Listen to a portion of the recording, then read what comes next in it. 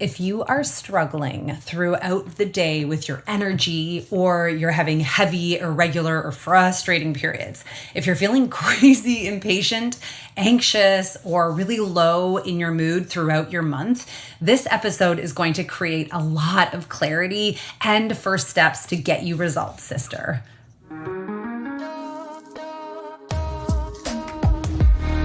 What's up, sisters? Welcome to the Period Whisperer podcast. I'm Bria. I'm your host. If you're new, I'm so happy you are here.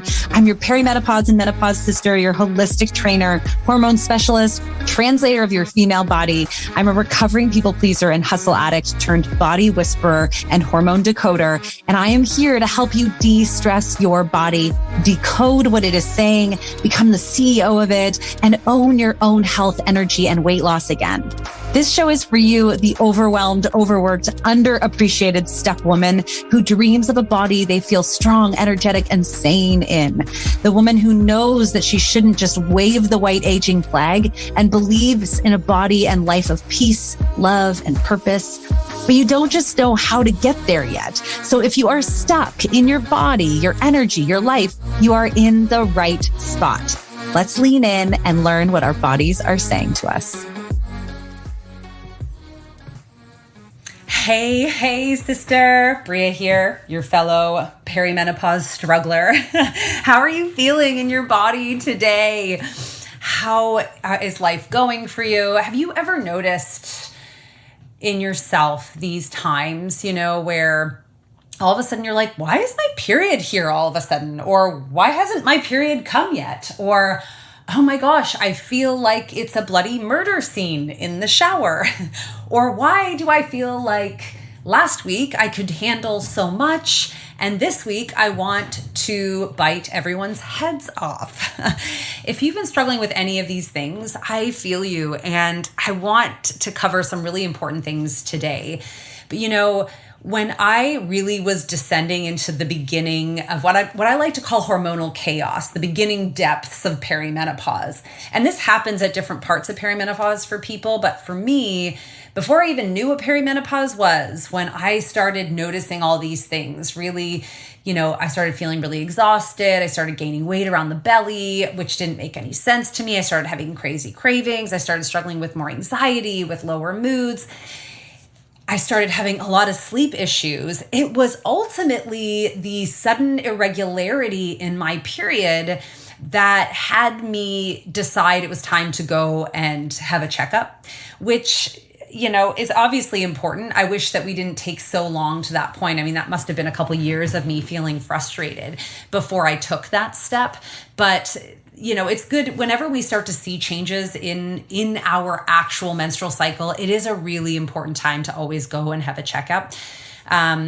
So in this episode, I'm going to share with you, I think, something that's going to be super helpful. We're going to cover how your cycle impacts your energy levels, how to track your cycle if you aren't regular, how to calm the hormonal chaos so that you can begin to even sync with your cycle, understand, do the things it needs to take to have better PMS, periods, and sanity, and how to actually sync with your cycle, how to work with this female hormone rhythm that we have. Because once I understood how to do this, it has saved me so much energy, so much frustration, probably a lot of money on excess tampons, if I'm being honest. And probably it's probably saved me a lot of arguments with people that I didn't lose my head over because I was so frustrated. And it certainly saved me from having to wash a lot of extra sheets because of crazy heavy periods in the night. So let's dive into this episode because I'm really pumped to share with you these things that I know are going to help you have better PMS, better periods, and better sanity, specifically in perimenopause. So first, let's go back to what I was talking about when I was sharing how when we start to have these irregularities in our cycle, or maybe when our cycle just doesn't seem normal anymore, we often do finally make the decision to go and have an annual checkup, right? And go and see our healthcare practitioner. And if you notice, whenever we go for the first time for a checkup or any time for a checkup at the doctor, they always check your vital signs, right? Your blood pressure, your body temperature, your heart rate, your respiration, right? They're checking checking all these things, your height and weight. These are all really key indicators of, where we've been, where we're going. Like they have this charted and they can kind of see how are we doing? Are there any major issues right away? Well, there is this fifth vital sign, and this is what is considered our menstrual rhythm, or what we actually talk about, our infradian rhythm. Our period can indicate many issues in the body, just like blood pressure, temperature, heart rate, respiration, major changes in height as we're growing, and then in weight anytime. Our period can indicate many issues in the body, like with the color of it, the clots of it, the regularity of it. These can actually all begin to tell us what's beneath the surface, especially when these other vitals are tickety-boo. I remember the first time I heard that saying, and I thought that was so funny. I'd love to know if it's a saying you've heard before or not. But our hormone rhythm, right, is it's considered our infradian rhythm. And if you've never heard that term before, our infradian rhythm is one of the two internal timekeepers experienced only by people with female biochemistry. It's our 28-day cycle that regulates our menstrual cycle, right? So it's the driver behind our periods. The infradian rhythm really affects 6 different systems of our body. Our brain, this is where we can start to understand how our period impacts anxiety and depression, brain fog, things like that. Our metabolism, right? And this is why we can talk about how, I'm so much hungrier at this time in my period, or I'm not. Our immune system, our microbiome, right? Like if you struggle with bloating or indigestion at all at different times of the month and it's cyclical for you, our stress response system, which, I know a lot of times as we are, going through our 28-day cycle, there are times of the month where you just feel like you can't handle anymore, and other times where you can take on the world. That's the stress response system. And of course, our reproductive system, right? These are all real. And that's the reproductive system, is obviously super relevant if you're trying to conceive or not conceive. But if you are in perimenopause and we're kind of moving past those, years where we're wanting to conceive, it's super relevant because this infradian rhythm really dictates these hormones that make us reproductively able or not. And that is exactly the transition we're transitioning out of, which means those hormones are significantly changing and being impacted during this time. So you can see in all of these 6 different systems of our body how important understanding this vital sign is for us. So the infradian rhythm is also referred to as the human body's second clock. So our other innate timekeeper is the 24-hour circadian rhythm. Make sure you go and check out some of my earlier episodes on the circadian rhythm, which is experienced by both men and women. It's experienced by plants. It's experienced by animals. And it's the thing that kind of dictates our energy, our metabolism, really throughout an entire day, right? So we should be waking up with a bit more energy. We should be winding down at the end of the day, and we should be able to have a really good quality sleep. And there are really important pieces of our circadian rhythm that when we lock those in, support our infradian rhythm. So if you haven't checked out that episode, go back and check that one out. But there's a few other key pieces that you need to understand about the infradian rhythm, which again is only experienced by people with female physiology. So the infradian rhythm creates a 25% change in your brain chemistry over the course of a month. So if you've ever felt like a different person partway through the month, or maybe as you head into your period, or versus, after your period, that there's a reason for that. It also really impacts our metabolic speeds. It speeds our metabolism up and slows it down predictably across the month. So that impacts, what we eat and the intensity of our workouts that we can handle each week in order to optimize our metabolism. It impacts our cortisol levels, which is stress. They're higher in one part of our infradian cycle. So pushing yourself through an intense workout actually makes things worse, makes stress harder, makes inflammation harder, and really disrupts our hormones even more, and can make you feel like more anxious and unfocused. So that brain fog can really ramp up. And what I find so confusing about all of this is if we don't understand this piece, we spend half the month thinking we're good to go and crushing it, and half the month feeling like we can't keep anything together and we're dropping all the pieces. But by the time we're about ready to change, the new section of the month comes again and we're like, oh no, I got this. And so we're never almost irritated enough to start making some changes, which is why it's important to understand this. And yet nobody is teaching us this. The only thing I learned about my period outside of what my mother taught me, like in class, was in like the one day class in 5th grade, sex ed, where, they talked about, I guess the ovulation cycle and, not to wear tight pants all the time. Like that's what I recall from that time. It didn't talk at all about how our energy changes, how our movement requirements, our sleep requirements, our nutrition requirements change during this time. Because if we honor this, if we understand this piece, then we can actually significantly decrease these massive swings of feeling like the woman who can handle everything half the month and then the woman who can't handle a single thing the second half of the month. Do you feel me here? And I think the last piece that's so important about this is that women who with people with female biochemistry need more sleep in men because we have more complex brains and this more complex cycle. So minimum 20 minutes longer, our brain needs to even just clean itself and reset for the cognitive day. Do you know any women that are getting more sleep than the men in their lives? I'd be very interested to meet them because I think they're unicorns. Anyway, when we aren't working within this cycle, it can feel like we're walking like sideways or against the current in a lazy river. This is how I really like to picture the metaphor. So picture the time you've been in a lazy river. I'm sure you have, or I'm sure you've seen one. And normally we get on the lazy river, you hop in the tube and you just kind of float along. There's no effort. It's really lovely. But if you're not working within this cycle, if you don't understand the direction of the river and you're constantly walking sideways, diagonal, backwards, you're working against the flow. And you don't always notice it right away, right? Because it's not super strong. Like the current's not so intense that it's knocking you over. It's not as intense as going up a down escalator, right? Where you kind of have to hustle or you're going to get slammed. It's not that intense. But when we get tired, when we get run down, when we go through a stressful time in life or a major life transition like perimenopause, you really start to notice the challenge of it overwhelming you a lot, which is where so many of us are at this piece. And it certainly was where I was. I had no idea about this. I had no idea. And no one told me about it. It's not like I went to the doctor that day and was told about this. No, I had my blood tested and I was told I was the picture of health, which was not helpful. So when I began to understand this, I was able to have more self-compassion for the times in my month where I was feeling tired and knew it was in my best interest to pull back on my workouts, pull back on my commitments.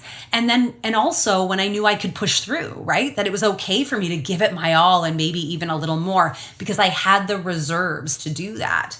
So if this is an area that is completely brand new for you, I want you to go back and even listen to my very first episode. I dive into this a little bit more in that one.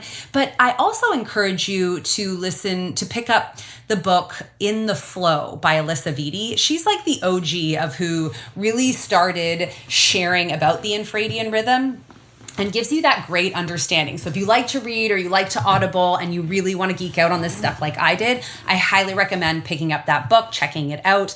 But that's really for the first part of what we talked about, we were going to talk in here, how your cycle impacts your energy levels. It's really important to understand that our metabolism shifts, our cortisol shifts, our brain chemistry shifts from, those first two phases after our period, which are our follicular and our ovulatory phase, into our luteal and our actual menstrual phase. And in our luteal and menstrual phase, because our cortisol is shifting, our metabolism is shifting, we are burning upwards of 250 to 350 more calories per day.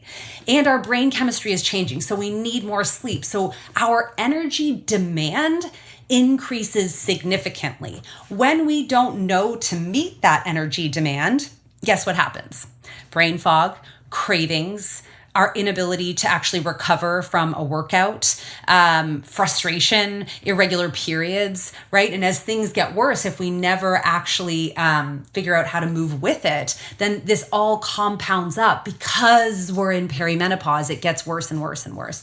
Of course, women who have struggled with major issues in their menstrual cycle their whole lives may have figured this out, may have understood this already.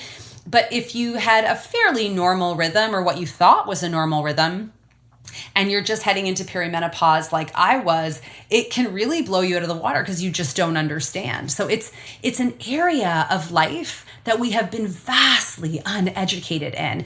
And that's why, it's so important to, share this episode or talk about this stuff with your girlfriends so that we can normalize how important this education actually is and the impact of it.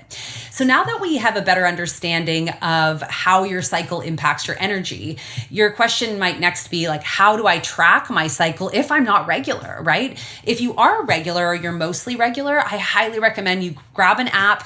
Alyssa V actually has an app. That's the one that I use, but any app will do. Grab an app on your phone, track your period in there so that it can start to tell you what phase you're in. And that way, if you hit a day where you're like, oh my gosh, I'm dragging, or you want to bite someone's head off in your family or at work, you can take a look and be like, oh, well, that makes sense. Maybe I need to eat a little bit more, sleep a little bit more, and then I'll chill out a little bit more, right? You can give yourself that compassion instead of feeling really down on yourself, like you're not handling things properly, or actually biting someone's head off and then having to deal with the repercussions of that, or just feeling really low, right? I think that the lowness comes when we don't feel like we know ourselves or we feel like our body's working against us.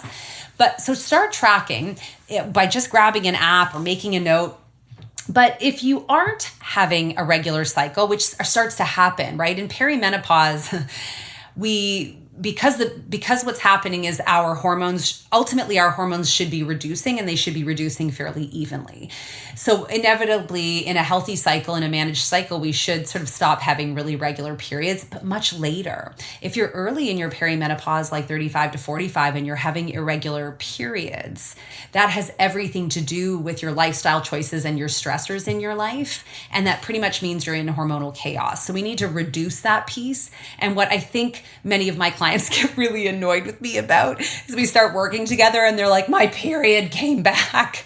And I'm like, well, don't throw tomatoes at me, but it's actually a really good thing. We want our period to be here as long as it can, even though I know we don't all love it and it can be frustrating. But if we're working in flow with it, it should be manageable, right? It should be something we can find joy in or find the benefits of, right? Because there's a lot of benefits of ovulating and having a regular cycle. So, but if you're not having a regular cycle, the first thing you want to do is, first, if you can, go back to the last period you remember having and track in what we call a 4x7, right? Our periods, a typical period is 28 days. It's not an exact science here, but if we're trying to track for, best case scenario, we can assume that each of the 4 phases is 7 days long. So go back to the first day of your last period as close as you can remember, and call that your menstrual week. The next week your follicular, the next week your ovulatory, and then the 4th week your luteal. And just keep cycling through that until you get up to today, and do your best guess of where you think you should be until you do eventually get a period again.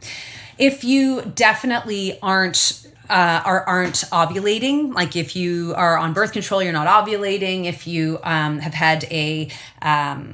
if you've had a hysterectomy, full or partial, or for whatever reason you don't bleed at all, a good way is to actually track by the moon cycle. Again, we're trying to bring awareness to just how we feel. There's still going to be hormonal shifts. They might not be as significant, but they do impact us. So the more we can kind of track this piece, the better. And so how the moon cycle looks is, look at the next time there's a week, which is a full moon. The week of the full moon is your ovulation week.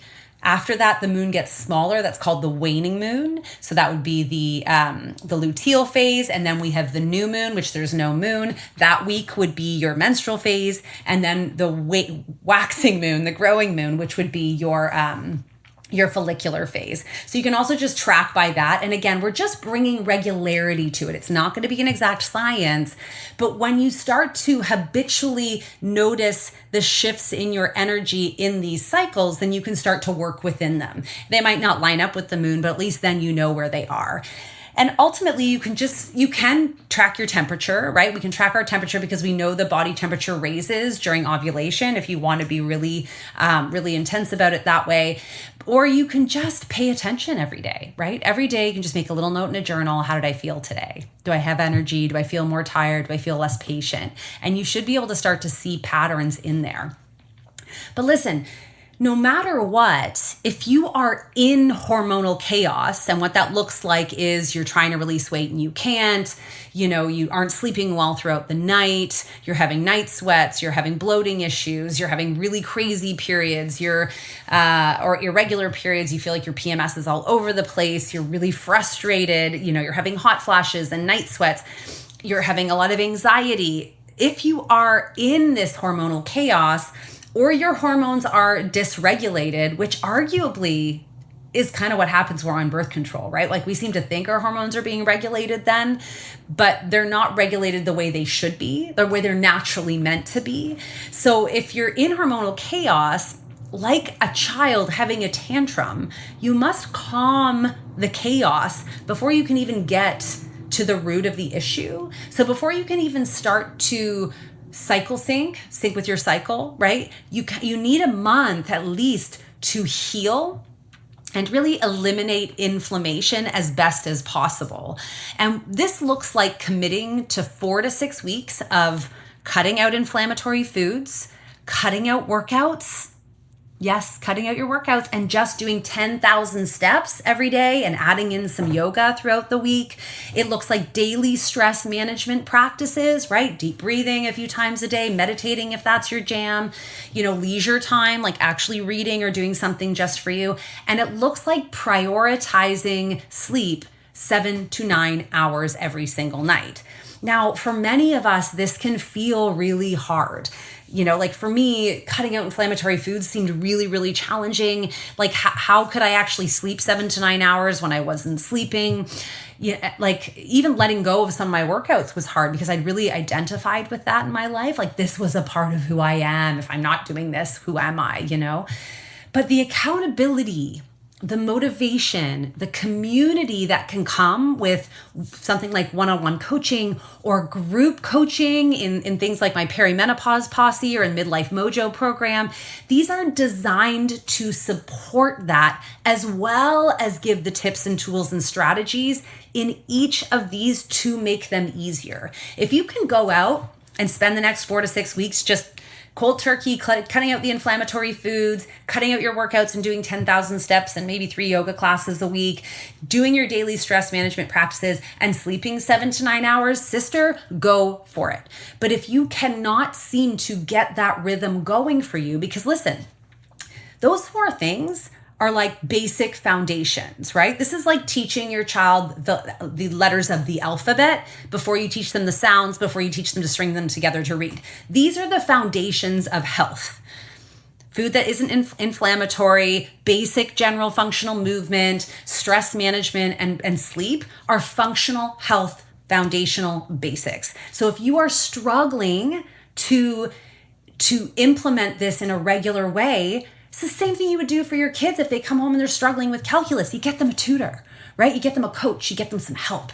So that's when it's time for you to invest in some health, is if you have this strategy, which I've just given to you, and you can't seem to get the ball rolling because it's too hard. And there's troubleshooting tips in each one of these that you can use to make those things easier. And there's motivation and accountability, which is the mindset piece. And let me tell you, 80% of my one-on-one clients, that's what they come to me for. They're like, I just need help sticking with it.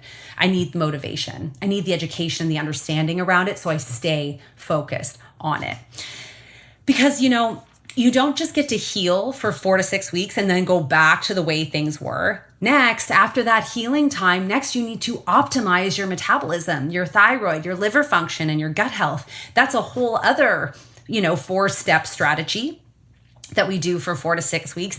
And then we get to sync with our cycle. And I'm going to give you the simple strategy and the overview of how to do that.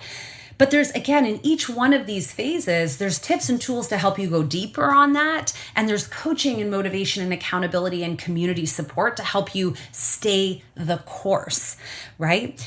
But if you haven't gone through the previous phases of inflammation education and optimization, or what I like to call the healing and repair phase, then make sure to save this episode and come back to it and go right now and take action. Apply for coaching with me, join the Perimenopause Posse, get on the waitlist for Midlife Mojo, which will start again in January. Do one of those things, and then you can come back and listen to this now, listen to it again once you've shifted through some of those phases, because it is trying to sync with your cycle, which I'm going to talk to you about how, trying to do that without going through the inflammatory reduction phase and the healing and repair phase is like trying to just pick up a book and read before you even know what the letters of the alphabet are, right? And that might be hard for us to understand now if you speak a language, but if you only speak one language like me, which I feel very limited in, future goals. If I wanted to pick up a book, and let's say I pick up like a book in where it's in a different alphabet, right? Like I pick up a Greek book or a Mandarin book where like the alphabet is completely different. I have no hope in being able to read that because I don't even know what the letters are. I don't know how they sound. I don't know how to put them together. So before you try to sync with your cycle, if you're in hormonal chaos, make sure you go back, take action on these things and move through them so you're setting yourself up for success. Otherwise, this is how we get really frustrated. And as women, we haven't been culturally taught to be like, I'm good enough. We're like, when we fail and fail and fail, we're like, I'm not good enough. That's what we think. And it's not about you not being good enough. It's about you not knowing the correct strategy and the order of that strategy. Everybody can learn to read. Everybody can learn to read in any language, but we have to start in order. And the same goes for healing in our body. Okay, I'm going to take a sip of water. And I'm going to walk you through the basics of how we begin to sync with our cycle, okay? So we have 4 phases of our cycle, right? We have our menstrual phase. I'm going to start there because that's our bleed phase, right? Which is really our lowest energy. It's the time when we're bleeding. It has an average length of 3 to 7 days. And really, ideally, we want to be sleeping a little bit more during this phase. We want to be eating iron-rich foods like dark leafy greens, lean red meats if you're a meat eater. You want to be eating more complex carbs like brown rice for blood sugar stability, sweet potatoes. We want to combine our protein and fat. And because it's our lowest energy phase, we want to either be skipping our workouts altogether, or we want to be focusing just on Pilates and yoga, light cardio like walking, swimming, jogging, not running, gentle cycling, right? Your strength is high at this time, but so if you feel really good, you can try a short resistance session. But again, this is only once we've healed and we're in that part. So that's what it looks like for your menstrual phase. After our menstrual phase comes our follicular phase. This is when our energy and mood start really increasing. It's our average length is about 7 to 10 days. It's when we want to focus on light meals, on colorful vegetables and salads, on lean proteins. And it's also when, because our energy and mood are increasing, it's when, like with weight training, we can really start to pick up with lower reps and higher weight. It's so we can get real gains in this time, right? It's like when high intensity interval training is okay, group fitness classes. It's when we have more endurance and actually more agility, right? For cardio like swimming, running, and cycling. In our ovulatory phase, which is the third one, this is the one where we can actually get pregnant in. And yes, in perimenopause, you can still get pregnant. This is when we have high confidence and we have high energy and our mood is usually at its best. The average length of this is really only 1 to 3 days. It's when we want to eat lots of protein and healthy fats and lots of cruciferous vegetables like broccoli and cabbage to help flush out the excess estrogen. And we really want to focus on staying hydrated. As for our fitness during that time, we want to focus on weight training, high reps and more weight depending on how you feel. We can do longer and harder cardio. We can do high intensity interval training, and we can really give it our all during this time. And then we start to shift into that PMS phase and our luteal phase, it's called. And our our mood and energies are decreasing, right? This is when we notice our PMS more. The average length of this is 12 to 14 days. We need more calories during this time.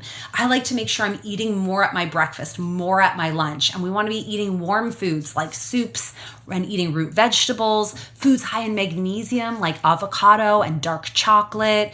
And as for our movement, this is when we really need to reduce our cardio. When we can weightlift for kind of the first half of the phase, but really wind down and decrease the intensity and move back more into walking and yoga as you move closer to your menstruation.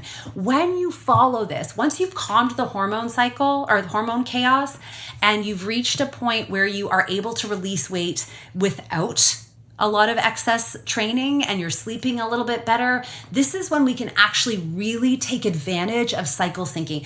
But remember, you cannot do it if you haven't done those other pieces. You're setting yourself up for failure. So, okay, sister, that was a lot of information today, longer episode than usual. Let's do a quick recap of what you have learned. 1, you've learned how your cycle impacts your energy levels. 2, you learned how to track your cycle if you aren't regular.